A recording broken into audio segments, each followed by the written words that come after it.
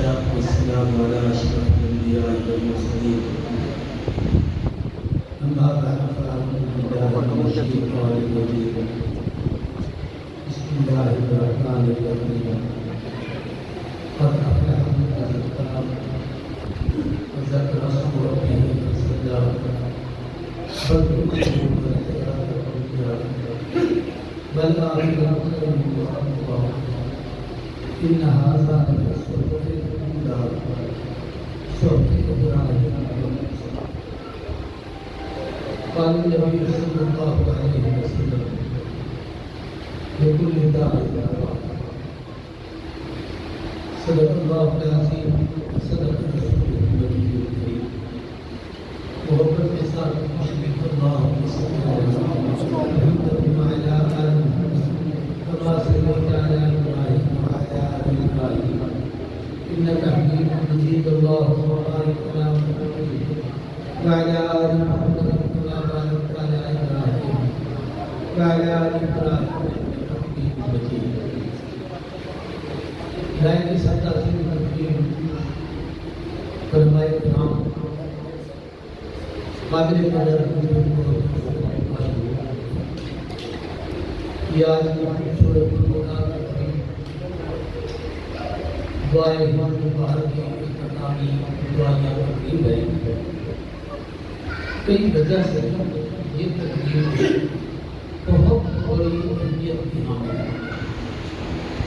ایک تو جتنے لوگ اس میں شریک ہیں سب روزے دار، اور حدیث میں ہے کہ روزے دار کی دعا ویسے بھی قبول ہوتی ہے، لیکن حین یفطر جب افطار کا وقت ہو تو پھر خاص طور. دوسری اس کی خوبی یہ ہے کہ آپ جتنے لوگ تشریف لائے ہیں سب کے سب مشابہت ہیں، اور تقریباً شریف سفر ہر رات ہوتا ہے، تو مسافر کی دعا سب سے زیادہ قبول ہوتی ہے. مسافر کا رب کے ساتھ ایک خاص تعلق ہوتا ہے جس کی وجہ سے اللہ اس کی دعا. تیسری بات یہ ہے کہ آپ سب ذاکر اور شاغل ہوں گے. والذاکرین اللہ کثیر والذاکرات، اللہ کے ذکر کرنے والے، اور جو رب کو یاد کرتا ہے یہ تو رب کا قانون ہے. فاذکرونی اذکرکم، تم مجھے یاد کرو جو تمہیں یاد کرنا. ہم تھوڑا کرتے ہیں وہ زیادہ کرتا ہے، ہم اکیلے کرتے ہیں وہ فرشتوں میں کرتا ہے، ہم یہاں کرتے ہیں وہ وہاں کرتا ہے. اس سے بہتر محفل میں ہمارا 21ویں پارے کی پہلی آیت میں ایک بات ہے، وَلَذِكْرُ اللَّهِ أَكْبَرُ، اللہ کا ذکر بہت بڑی شے ہے. ایک تو اس لیے کہ ذکر رب کا ہے، اس سے بہتر کیا کون سی بات ہے. لیکن جو مفسرین نے ایک اور ترجمہ کیا ہے وہ یہ ہے کہ جب تم ذکر کرتے ہو تو وہ بھی تو ذکر کرتا ہے. میں اور آپ جب اس کو یاد کرتے ہیں تو ہم مجبور ہیں، عبد ہیں، غلام ہیں، نوکر ہیں، نہ یاد کریں تو کیا کریں. لیکن وَلَذِكْرُ اللَّهِ أَكْبَرُ، اللہ کا تمہیں یاد کرنا یہ سب سے بڑی بات ہے. تمہیں یاد کر رہا ہے کہ میرے بندے مجھے یاد کر رہے ہیں. مجھے بھی آ کر کہے کہ حضور صاحب آپ کا ذکر کر رہے ہیں، میرے پیر ہیں، میرا دل اتنا بڑا ہو جائے گا کہ میں تو ذکر کرتا ہوں، ان کا تذکرہ کرتا ہوں کہ میرے پیچھے ہیں، لیکن کمال یہ ہے کہ وہ وہاں بیٹھے اور مجھے یاد کر رہے ہیں. یہ کتنی بڑی بات ہے. یہ بہت بڑی بات ہے کہ آپ کا تذکرہ وہاں. اور پھر یہ عصر کا وقت جو ہے یہ اس میں سے ہے، لَغْنَةٌ فِي سَبِيلِ اللَّهِ وَالرَّغْبَةٌ خَيْرٌ مِنَ الدُّنْيَا وَمَا فِيهَا. ایک صبح ایک شام اللہ کے راستے میں دنیا وما فیہا سے بہتر ہے. ان میں سے یہ عصر سے بدل کر کا وقت قبولیت ہوا. ایک تو یہ چند باتیں میں نے اس وقت کی اہمیت بھی بتائی ہے، اس کو ظاہر. دوسری گزارش یہ ہے آپ جس عمل کے لیے آئے، ہمارے بزرگ امام شاذلی رحمۃ اللہ کا عمل جو نبی کریم صلی اللہ علیہ وسلم نے خواب میں ارشاد فرمایا، اور یہ بات یاد حقیقت ہے کہ رؤیا صالحہ جو ایک نبوت کا حصہ ہے. اللہ نے اپنے محبوب کی امت کے صلحاء اور اس کے مجربات ہیں، اور اس عمل کا تجربہ اس وقت سے آج تک ہر دور میں، ہر علاقے میں، ہر جگہ پر اولیاء اللہ کرتے چلے آ رہے ہیں۔ حضرت مولانا یا جناب ہمارے خالد محمود صاحب، اللہ تعالیٰ ان کو سلامت رکھے، اللہ ان کا فیض عام کام فرمائے، اور خوب آپ حضرات کو ان سے فیض حاصل کرنے کی توفیق عطا فرمائے۔ مولانا مدیر صاحب کی یہ بہت خوبصورت کاوش اور ان کا یہ صدقہ جاریہ بھلا بھولا ہے یا رب، چمن میرے امیدوں کا جگر کا پھول دے دے کے یہ بھوکے ہیں۔ اللہ اس جگہ کو جو آباد ہے۔ اس پر میں ایک بات آپ سے عرض کرنی ہے۔ حضرت میاں مسعود کا صاحب تمام مجھے کہنے لگے کہ بڑے اپنا ایک واقعہ سنا ہے، اور فرمانے لگے کہ حضرت میاں عبدالہادی نے جب وہ کام میرے ذمہ لگایا تو میں نے کہا میں نے تو کچھ پڑھا نہیں، وہ تسبیحیں، وہ چلے، وہ دلا کشی جو آپ کی اور ہمارے بزرگوں میں ہوتا ہے، تو یہ کیسے ہو؟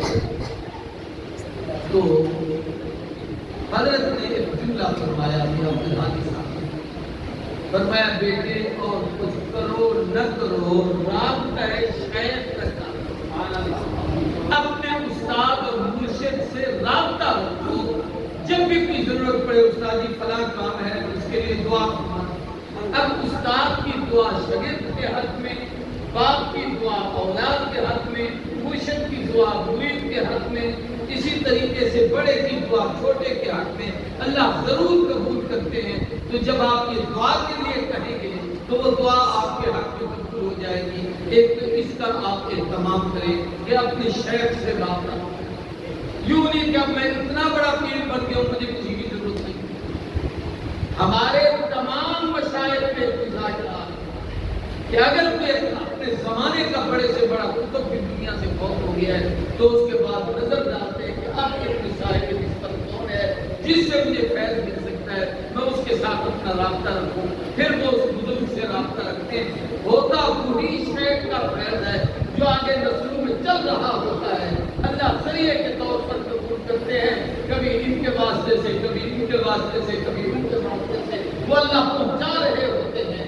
یہ اس رابطے کی ضرورت ہے۔ یہ بات آپ سے عرض کرنی تھی کہ اس سلسلے میں رابطہ بہت ضروری ہے۔ ایک تیسری بات، یہ مختلف باتیں اس موضوع کی مناسبت میں عام طور پر دنیا دار میں ہے، یہ کیا ہے جی دم کرنا، بھوکے مارنا، پولیس دے دینا، یہ کرنا، یہ بہت سارے لوگ جو ہمارے جاہل ہیں جو سرے سے کفر رکھتے یاد رکھتے۔ ایک تو پورا قرآن وننزل من القرآن ما هو شفاء، پھر قرآن مجید کی مختلف آیات اور مختلف مقامات، خاص طور پر قرآن نے شفا کہا، جیسے حدیث میں سورۃ فاتحہ کو فی فاتحہ کی شفا ملتی ہے، آیات شفا کو اکٹھا کر کے پڑھ لو، اس کا ایک مستقل فائدہ ہے۔ اسی طریقے سے آیات حفاظت کو اکٹھا کر کے پڑھ لو، اس کا ایک مستقل فائدہ ہے۔ یہ ساری آیات یعنی قرآن ہے جو ایک حفاظت کا ذریعہ ہے۔ پنساد کی دکان سے دوائیاں تو لی جاتی ہیں لیکن حکماء اس کا طریقہ علاج بتاتے ہیں کہ اس دوائی کو اس کے ساتھ یوں ملا کر اس مقدار میں لو تو فائدہ ہوتا ہے۔ علاج کے ذرائع مختلف ہیں آج کل دنیا میں۔ ہومیوپیتھک کا طریقہ علاج ہے پانی کے قطرے، اس پر آپ کو یقین آ گیا، اب طریقہ علاج۔ ایلوپیتھک طریقہ علاج تھا، اس پر آپ کو یقین آ گیا ہے کہ آپ جناب شہر زائد چلے جاتے ہیں، ڈاکٹر نے چیک کر کے آپ کو دوائی دے دی، اس پہ اعتماد کرو۔ طب یونانی طریقہ علاج تھا، حضور اکرم صلی اللہ علیہ وسلم سے بھی پہلے۔ یہ کون تھے؟ یہ ارسطو اور یہ پیثاگورس اور فلانے اور ان سب کے نام، یہ سارے کے سارے کوئی اطباء تھے جو مختلف جڑی بوٹیوں سے علاج کیا۔ ان میں سے ایک روحانی طریقہ علاج ہے جو قرآن آیات کی روشنی میں علاج ہے۔ اس پر ہمارے بزرگوں کی بڑی کتابیں ہیں، حضرت تھانوی رحمہ اللہ کی کیا کہتے ہیں اعمال قرآن، انور شاہ کشمیری رحمہ اللہ کی ان کے جنہ اسرار حضرت شاہ ولی اللہ کے شفاء العلید القول الجلیل ہے. یہ میں اپنے چند بزرگوں کی باتیں بتا رہا ہوں، پر میں بے پناہ ایک ذخیرہ ہے تصویرات. ان کتابوں کی سائے کامل استاد سے اجازت لیں، اپنے پاس رکھیں اور ان کے عملیات کو کرنے کی کوشش کریں. حضرت خانوی کے پاس ایک اور ہے، انہوں نے کہا میں جب بھی سر کی مانگ نہیں مانگتی ہوں میں سیدھی نہیں مانگ سمجھتے ہو سیدھ ہو، وہ کبھی یوں ہو جاتی ہے کبھی یوں. عورت کی مانگ سیدھے نہیں ہو تو عورت کے مذاق کرتی ہے. حضرت خانوی نے اسے فرمایا جب مانگ نکالے نا پڑا کر اہدنا الصراط المستقیم اہدنا الصراط المستقیم یوں کر کے سر کو پھنگا دیا کر، وہ ایسا پڑھتی تھی اس کی مانگ سیدھی. اب دیکھیں قرآن سے استدلال حکیم الامت دوا تو موجود تھی، طریقہ استعمال کرنے کا حکیم نے بتایا ہے کہ اس کو صرف اس ہدایت کے لیے بھی نہیں، جسمانی ہدایت کے لیے، مرض کے حوالے سے ہدایت کے لیے، صحت کے حوالے سے ہدایت کے لیے اس کو یوں استعمال کرتے ہیں. ہمارے حضرت روٹی رحمۃ اللہ تعالیٰ علیہ کے پاس بھی آدمی آتا ہے کہ دعا کریں تو حضرت یوں کرتے ہیں. ہمارے میاں صاحب کے پاس بھی کبھی جاؤ وہاں کیا نائب کی تو وہیں کیا کام ہے پر چوکی میں لوگ آتے حیران ہوتے کہ کیا دعا تو کبھی نہیں ہاتھ اٹھایا یوں کر دیے. ایک دن میں نے حضرت سے پوچھا بھائی حضرت یہ کیا ہے؟ اور میں حضرت روٹی رحمہ اللہ کا ایک عمل ہے، وہ جب بھی کوئی مریض آتا تو اس کے لیے اتنا ہاتھ اٹھاتے تو یہ دو جملے کہتے ہیں ایاک نعبد و ایاک نستعین. اللہ پر کے تیرا در چھوڑ کے کس کے دروازے پہ جائے. جب بندہ اس اعتماد کے ساتھ رب کو کہے پھر کوئی نہیں سکتا کہ پر میں اس آدمی کا تصور کرتا ہوں دل میں، کیونکہ دل کی اندر کنیکشن تو اللہ کو ضرور ہوتے ہیں. ہر وقت چلتے پھرتے اٹھتے بیٹھتے ذکر کرتے رہے فوراً کہتا ہوں اہدنا الصراط المستقیم، فوراً کہتا ہوں ایاک نعبد و ایاک نستعین اور دعا پھر چہرے پہ ہاتھ پھیر لیتا ہوں اللہ کا حکم. تو میں آپ سے یہ عرض کرتا ہوں کہ یہ روحانی طریقہ علاج ہے اور ہر دعا کا اس کو کس محل پر کیسے پڑھنا ہے یہ آپ اللہ بتائیں. اس لیے اپنے بزرگوں کے طریقے علاج کو استعمال کریں. ایک بات یہ چند گنی چنی باتیں ہیں، یہ کوئی تقریر نہیں ہے کہ میں آپ کے سامنے کر رہا ہوں، میرے دماغ میں جو اللہ یہ بیٹھے بیٹھے ڈال رہا ہے وہ آپ کو عرض کر رہا ہوں. ایک گزارش ان میں سے ایک یہ ہے کہ جب بھی کوئی پریشان حال آپ کے پاس آئے تو دنیا دار آمن کو کرے تیرے اتنے جادو تھا تو نام دم شام تک مر تیرے پاس اس کی زندگی اور موت کی چاہے نہیں کا تجھے تو اپنی زندگی کا پتہ نہیں، دوسرے کی زندگی اور موت کی بات ہے. حدیث میں آتا ہے کہ بیمار کے پاس بھی جاؤ تو اس کی صحت یابی کی دعا کرو. اس لیے دعا ہے کہ اے لا باس طہور انشاءاللہ، یہ تیری بیماری کچھ نہیں انشاءاللہ تیرے گناہ جڑ رہے ہیں، اللہ اس کا بہتر بدل تجھے عطا کرے. ایک دن بخار آ جائے تو ایک سال کے گناہ جڑ جاتے ہیں. تو جب بھی کوئی ایسا مریض ہے اس کو فوراً تسلی دو، کچھ نہیں ہے ایسے ہی تمہیں کسی نے باہر میں ڈالا ہے، بیٹھو میں آپ پر پڑھتا ہوں اللہ کا کلام، ابھی تمہیں ابھی بیٹھے ہوئے ٹھیک ہو جاؤ. اس اعتماد کے ساتھ آپ صرف فاتحہ پڑھ کے اس کے اوپر دم کر دیں، اس کا درود شریف پڑھ کے دم کر دیں، دیکھیں اسی وقت اس کی طبیعت متاثر ہونا شروع ہو جائے گی، اس کی طبیعت بحال ہو جائے گی. ایک تو یہ ہے کہ مایوس کسی کو. ہمارے حضرت لاہوری رحمۃ اللہ کا ایک عالم تھا، بڑے نیک آدمی تھے، میں نے ان کی زیارت کی تھی اور ان کی کیفیت یہ تھی کہ جب انہیں کوئی گرتا تو ان کا دل اتنا دھڑکتا تھا کہ دوسرے کے دل کو اس کی چوٹ مولانا محمد اسحاق قادری رحمۃ اللہ علیہ لاہور میں تھے. یہ ہماری کارنامے میں رومانت کرنے سے کوئی باتیں دین پوری کی منتی ہے اور منتی ہے ان کے بارے میں. ان سے جب بھی کوئی آدمی نہیں کہتا حضرت دعا کریں تو کوئی کھڑے کسی نے کہا بازار میں دکان پہ کہیں باہر کرتے نکلتے کوئی کہتا ہے ہاتھ اٹھا دیں تو میں جس سے مانگتا ہوں وہ ایسا نہیں ہے کہ کسی وقت سنتا ہے کسی وقت نہیں سنتا، اس کی جگہ آپ کو وہاں کو سنتا ہے، عام جگہ پہ نہیں سنتا، کیونکہ ہر ایک کی ہر جگہ ہر وقت سنتا ہے۔ اس لیے میں اسی کی دعا کو ادھار نہیں کرتا کہ یار اچھا آنا پھر میں دعا کروں گا، بعد میں مجھے یاد دلا دینا، فون کرنا نہیں، اسی وقت اللہ تو سنتا ہے، یہ تو تیرا بندہ ہے، میرے پاس آیا ہے، میں اس کے لیے درخواست کرتا ہوں تو اس کی دعا کو کروں تو فوراً دعا کروں۔ حضرت بلوری رحمہ اللہ سے ایک دفعہ میں نے دعا کی درخواست تو فرمانے لگے، یہ بزرگوں کے احوال ہوتے ہیں، یہ بھی آپ کو ایک بات سنا رہا ہوں۔ فرمانے لگے حدیث میں آتا ہے کہ دعا غائب للغائب یہ اقرب الی الاجابت ہے کہ جلدی قبول ہوتی ہے۔ اس لیے آپ اپنا نام جو بیٹے لکھواتے ہیں، میں انشاءاللہ غائبانہ تمہارے لیے دعا تو یہ بھی ہمارے بزرگوں کا ایک حال ہوتا ہے، کبھی وہ جو بھی کرتے ہیں تو اس پر بھی اعتماد کرنا چاہیے کہ بڑی اچھی چیز ہے۔ اب میں بالکل تھوڑا سا ہے 5-7 منٹ میں دو باتیں کر دیا۔ ایک تو قرآن پاک کی میں نے آیت کریمہ کا سہارا لیا، قد افلح من تزکیٰ۔ قرآن مجید میں جس جگہ پہ اللہ نے کامیابی کے اسلوب یا اصول بیان کیے، اکثر جگہوں پر شک کر دیا لعلکم تفلحون، یہ اس لیے کرو شاید تم کامیاب ہو، لیکن 3 جگہ ایسے ہیں جہاں قد کہہ کے رب نے کہا ایسا کرنے پر تم ضرور کامیاب ہو۔ ان میں ایک تو 98 پارے کی شروع میں قد افلح المؤمنون،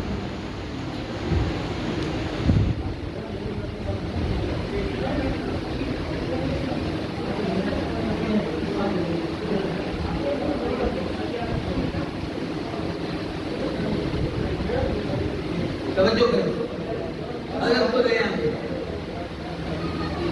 شیخ کو لے آئیں شیخ ایسی کچھ امید آج کا مانتے آپ جو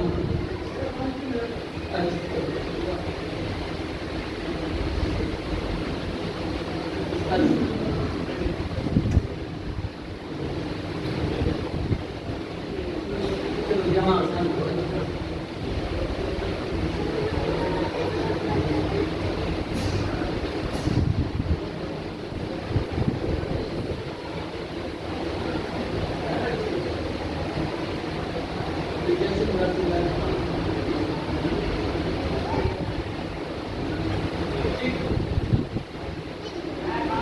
اس آیت کریمہ میں اللہ نے فرمایا قد افلح من تزکیٰ، بے شک کامیاب وہ شخص جس نے تزکیہ حاصل کیا۔ تزکیہ کیا ہے؟ اپنے آپ کو پاک صاف کرنا۔ علماء نے اس کے 4 مطلب اس کے بھی۔ سب سے پہلا تزکیہ یہ ہے کہ اپنا ایمان پاک ہو، ایمان میں تھوڑا سا تردد آ جائے، عقیدے میں تھوڑی سی کمزوری آ جائے، تھوڑی سی غلطی آ جائے، شرک آ گیا، بدعت آ گئی، جہالت آ گئی، تو تزکیہ سب سے پہلے اپنے عقیدہ، عقائد کی پوری اصلاح۔ ہمارے اساتذہ، ہمارے مشائخ، ہمارے علماء جن حضرات کے پاس آپ رہے پلے دیکھے، ان لوگوں نے آپ کو پڑھایا ہے، سمجھایا ہے، اس کے اوپر پورے اعتماد کے ساتھ حالات اور حادثات سے متاثر۔ دوسرا یہ ہے تزکیہ، عقیدے کے ساتھ ساتھ اپنے اعمال کو پاک رکھے۔ ہر وقت آدمی کوئی نہ کوئی عمل کرتا ہے، آنکھ دیکھنے کا عمل کر رہی ہے، زبان بولنے کا عمل کر رہی ہے، ہاتھ کام کاج کرنے کا عمل کر رہے ہیں، پاؤں چلنے کا عمل کر رہے ہیں، دل دماغ سوچنے کا عمل کر رہے ہیں، ہر وقت عمل ہے۔ عمل کی پھر 2 قسمیں ہیں، بعض عمل اچھے ہوتے ہیں، بعض برے ہوتے ہیں۔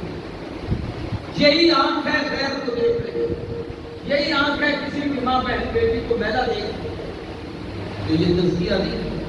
یہی آنکھ ہے کعبۃ اللہ کو دیکھ رہی ہے، روضہ رسول اللہ کو دیکھ رہی ہے، آج اللہ کو دیکھ رہی ہے، اولیاء اللہ کو دیکھ رہی ہے، بیت اللہ کو دیکھ رہی ہے، کسی نیک صالح کو دیکھ رہی ہے، والدین کا دیدار کر رہی ہے، اساتذہ کی زیارت کر رہی ہے، یہ تزکیہ یہ آنکھ پاک ہوگی۔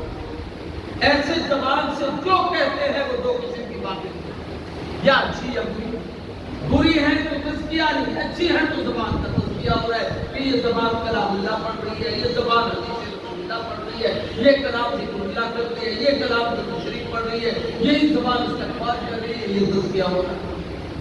قد افلح من تزکا، ہمارے اعمال کا بھی تزکیہ ہو رہا ہے۔ اور تیسرا تزکیہ آدمی کا یہ ہے کہ ایمان اور عمل کے بعد اپنا اخلاق پاک رکھنا۔ اخلاق لوگوں سے ہمارا ربط کیسے، ہماری ملنساری کیسے، ان کے ساتھ ہمارے معاملات کیسے، ہم کسی کا شکر کتنا ادا کرتے ہیں، کسی کے ممنون احسان کتنے ہیں۔ کسی کا کوئی بات، یعنی میں تقریر کرنے کے لیے تو سمے پہ 1 گھنٹہ تقریر کر لوں گا، لیکن اگر 15 منٹ مجھے روٹی نہ ملے تو میرے اندر کیا کیفیت ہوتی ہے، اس پر میرا عمل کتنا ہے، یہ ہے اپنے اخلاق کو پاک کرنا۔ اور چوتھی چیز یہ ہے کہ ہم اپنے اخلاق کے ساتھ ساتھ مال کو پاک کریں۔ یہ جتنے ہمارے یہاں معذرت کے ساتھ تنقید نہیں کہہ رہے، حزب البحر کا آپ نے عمل کیا، بہت نیک کام ہے۔ اس نیت سے مت کریں کہ بھی پیسہ کیسے آنا ہے، اس نیت سے مت کریں کہ لوگوں کے جیبوں کو خالی کیسے کریں۔ رزق جتنا اس نے لکھا ہے اتنا ملتا ہے، اتنا ہی دینا، اس سے 1 پائی نہ زیادہ نہ کم۔ لیکن آپ کی نیت یہ ہونی چاہیے کہ میں اللہ کے اس نام سے لوگوں کو پھیلا دوں۔ اس لیے اس کے پڑھنے میں دشمن کی ذلت سمجھے تو اس سے مراد شیطان مقصود ہو، دینی دشمن ہو، اپنا ذاتی کسی کو دشمن نہ بنائے۔ اور اگر نفع منفعت مقصود ہو تو ایمان، دین، قرآن، امت مسلمہ اور ہدایت کی منفعت ہو، ذاتی منفعت مقصود نہ ہو۔ یہ ہے آدمی کا جب تزکیہ کر لے گا، مال کا تزکیہ کر لے گا۔ اور مال میں ایک بات آپ سے یہ بھی کہہ دیتے ہیں کہ آپ جتنا آپ وہ ہماری عربی زبان کا ایک لفظ ہے کہ لا طمع ولا منع ولا جبر، کسی سے امیدیں مت رکھو، جیب پہ نظر نہ ہو، وہ یوں کرے تو دیکھیں کہ کتنے پیسے نکال۔ لیکن اگر کوئی دے طمع نہ ہو، دے دے تو منع دے۔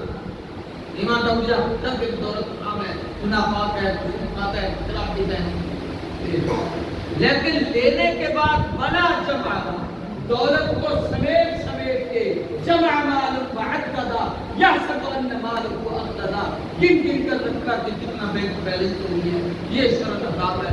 پھر اس کو جمع نہ کرو، پھر اللہ کے راستے میں خراب۔ میں تعریف نعمت کے طور پر کہتا ہوں، حضرت شیخ میرے استاد کے ساتھ کے بزرگ یہ سید جمہوری کے ابتدائی دور کی شکل، ہم نے ان کا ایک بڑا دور دیکھا ہے، ان کی سرپرستی میں ہم نے کام کیا ہے اور بہت کچھ ان سے سیکھا۔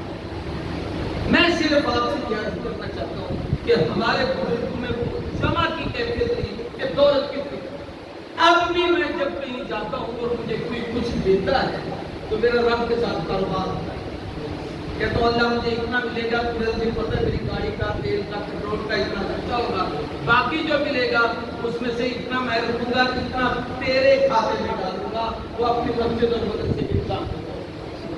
یعنی کبھی کسی کے مال پر مطمع نہیں کیا کہ یہ آئے گا تو میرا کام ہے۔ یہ اصل عاملین کی جو ہمارے آخردہ بچائیں ان کے ہاں سب سے بڑی اہم چیز ہے جس پر ہمیں خاص طور پر خیال کرنا چاہیے۔ پہلے اصول قد افلح من تزکا، دوسرا فرمایا وذکر اسم ربہ، عامل کے لیے ضروری ہے کہ ہر وقت اللہ کے نام کا ذکر کرے، اور ذکر اسم ربہ وہ ذکر جس میں رب کا نام ہے۔ اس لیے حدیث میں ہے افضل الذکر لا الہ، اس لیے حدیث میں ہے لا تقوم الساعہ حتی یقال فی الارض اللہ اللہ، اللہ اللہ کرنا یہ سب سے بڑا ذکر ہے۔ ذاکر ہوں گے تو اللہ کا قرب، شاغل ہوں گے تو اللہ کا قرب۔ اور آخری چیز ہے مسئلہ، لوگ ہمیں دیکھتے ہیں کتنی دیر مسجد میں، یہ سنت نفلیں پوری پڑھتا ہے کہ نہیں پڑھتا؟ ہمارے حضرت خانگی رحمۃ اللہ علیہ فرمایا کرتے تھے دکھلاوا مقصود نہیں ہوتا، لیکن اماموں کو کم از کم مسجد میں اتنی دیر بیٹھ رہنا چاہیے کہ کہ لوگ سنت نفل پڑھ کے چلے جائیں، یہ بات میں اٹھیں، یہ دکھلاوا نہیں، یہ ان کو غلط فہمی اور گناہ سے بچانا ہوتا کہ وہ بدگمان نہ ہو کہ ایمان سے فرق نہ پڑے، پتہ نہیں سنتے ہی پڑھے نہیں کہنا ہوتی نہیں ہے، پڑھتا بھی ہے کہ نہیں۔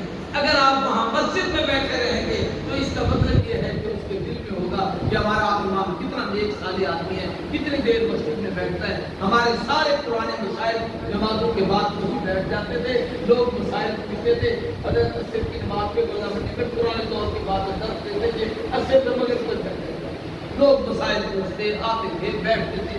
میں یہ عرض کرنا چاہتا ہوں کہ ہمیں یہ تین کام کرنے چاہیے، یہ تین اصول ہیں اہل تصوف کے لیے، ان عاملین کے لیے کہ اپنے آپ کے اندر تزکیہ پیدا کریں، اللہ کے نام کے ذکر کی حلاوت رکھیں اور پھر اس کے ساتھ نمازوں کا اہتمام کریں۔ اللہ کہتے ہیں بل تؤثرون الحیات الدنیا، حالت تمہاری یہ ہے کہ دنیا کی زندگی کو ترجیح دو، دولت اور مال پیسہ سامنے رکھا۔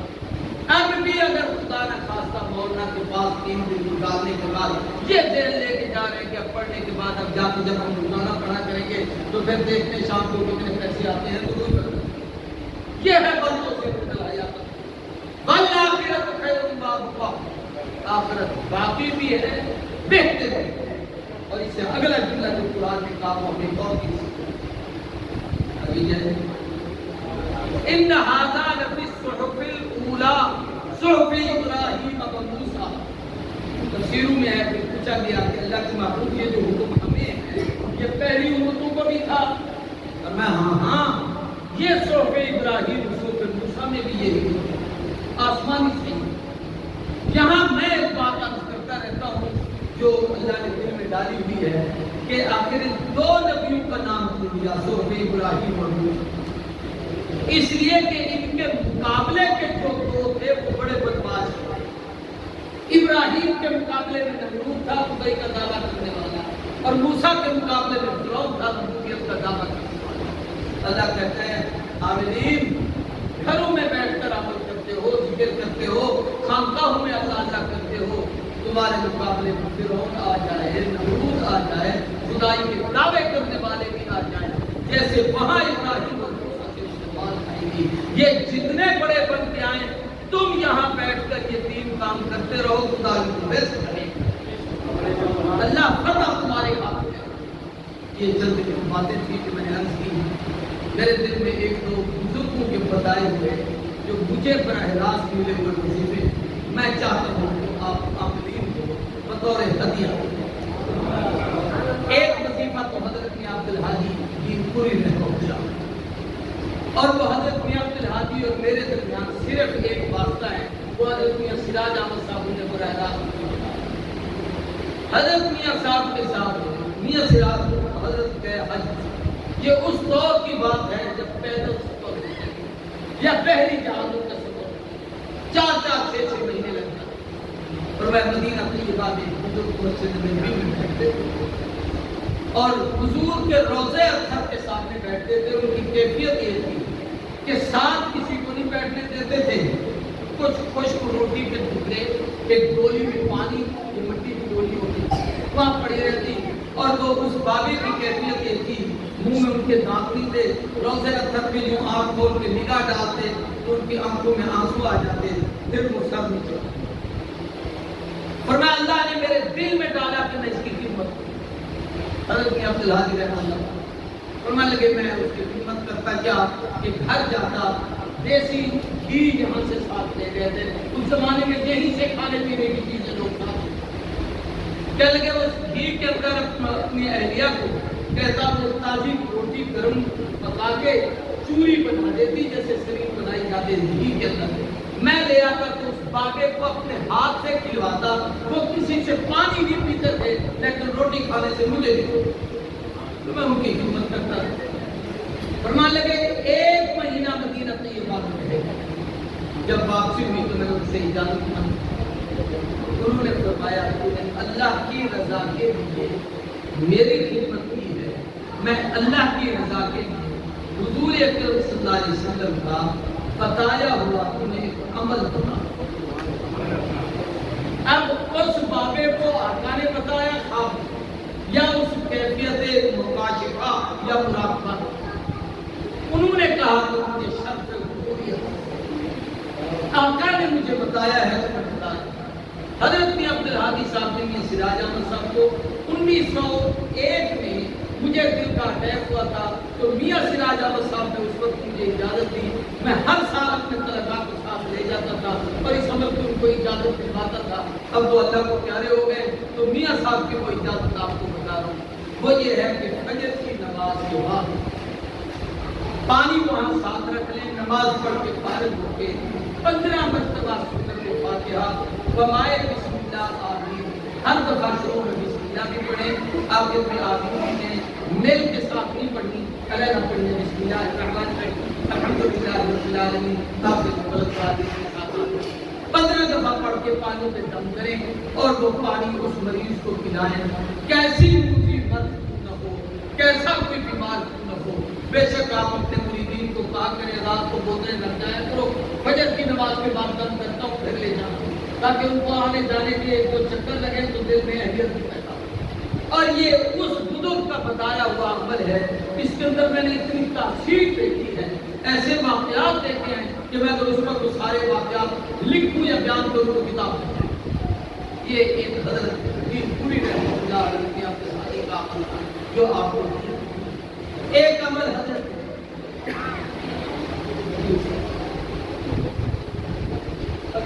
ٹھیک ہے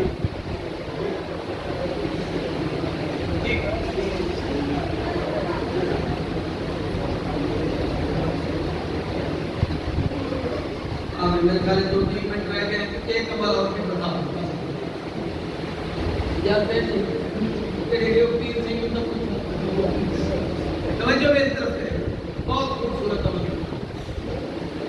حضرت اقدس خواجہ خان محمد صاحب سے میرا بڑا محبت کا تعلق، بے پناہ اپنے مریدوں کو حکم فرماتے اس کو بلایا کرو۔ ان کی خانقاہ میں اب بھی ختم بخاری پہ میں حالانکہ مولانا فضل الرحمان صاحب دامت برکاتہ اللہ علیہ بڑے علماء ہیں، لیکن اس حوالے سے تقریر کے لیے ان کی کمالش ہے۔ تو سورہ توبہ کی آخری 2 آیات، لقد جاءکم رسول من انفسکم عزیز علیہ ما عنتم حریص علیکم بالمؤمنین رؤوف رحیم فإن تولوا فقل حسبی اللہ لا الہ الا هو علیہ توکلت وهو رب العرش العظیم۔ یہ 2 آیات فجر کے بعد اور مغرب کے بعد آسانی سے پڑھ سکو تو ہر نماز میں 7 مرتبہ پڑھ لیا کرو۔ جس دن پڑھ لو گے اس دن نہ مقبول ہوگے نہ مظلوم ہوگے، یعنی کسی حادثے میں قتل بھی نہیں ہوگے، کسی وجہ سے زخمی بھی نہیں ہوگے، اللہ تمہاری جان کی، ایمان کی، مال کی حفاظت کرے۔ اس کا تجربہ ہے، میں نے جب بھی جس کو بتایا ہے فائدہ ہوا ہے، آپ حضرات اس کو پڑھیں۔ ایک مکہ المکرمہ میں تہجد کا وقت تھا، میں سویا ہوا تھا تو خواب میں امیر شریعت عطا اللہ شاہ صاحب بخاری رحمۃ اللہ علیہ کے بڑے بیٹے سید عطا المنعم شاہ نے جانا، اور جو ہی وہ خواب ختم ہوا تو تہجد کے ساتھ، اور میں عجیب فیکٹس دیکھتا ہوں کہ میں مکے میں اور میری ملاقات بھی ان سے بھی حرم میں، اور مجھے فرما رہے ہیں کہ ساتھی جو پریشان ہوتے ہیں ان کو سورۃ یاسین پڑھنے کا عمل بتاؤ۔ میں نے کہا حضرت کس طریقے سے؟ اب یہ ان کا بتایا ہوا ہے اور میں نے جس کو بتایا ہے مجھے کہ حل مشکلات کے لیے نماز فجر کے بعد 1 مرتبہ سورۃ یاسین پڑھو، لیکن ہر مبین پر رک کر 7 مرتبہ سورۃ علم نشرہ پڑھو۔ اس سورۃ علم نشرہ کی کیا فضیلتیں ہیں وہ آپ کو عاملین کو سب کو پتا ہے۔ شاہ صاحب نے خواب میں شعر پڑھا جو طالب علم میں زمانے میں تو پڑھا تھا، پھر مجھے بھول گیا تھا، پھر وہ شاہ صاحب نے یاد دلایا کہ اذا شدت بقلب الماء ففکر فی علم نشرہ فعسرم بین یسرین اذا فکر فکر۔ مجھے بالکل یاد نہیں تھا شادی کے بتانے کے پر میں ہر مبین پہ رخ کے ساتھ ساتھ دفعہ پڑھ کے جب سورت مکمل کر لیا کرو، اپنے مطلب کے لیے دعا مانگو، انشاءاللہ تعالی طاقت 11 دن میں 21 دن میں 41 دن میں چلا نہیں گزرے گا کہ اللہ بڑی سے بڑی مشکل تمہاری دل سے دعا مانگتے ہیں اللہ ہم سب کی اس حاضری کو قبول کرے، اس مرکز کو ہمیشہ آباد فرمائے۔ جتنے آپ علماء تشریف لائے ہیں دور دراز سے، اللہ سب کو اخلاص کے ساتھ عمل کرنے کی توفیق عطا فرمائے۔ اعمال کی قبولیت میں عقیدہ شرط ہے۔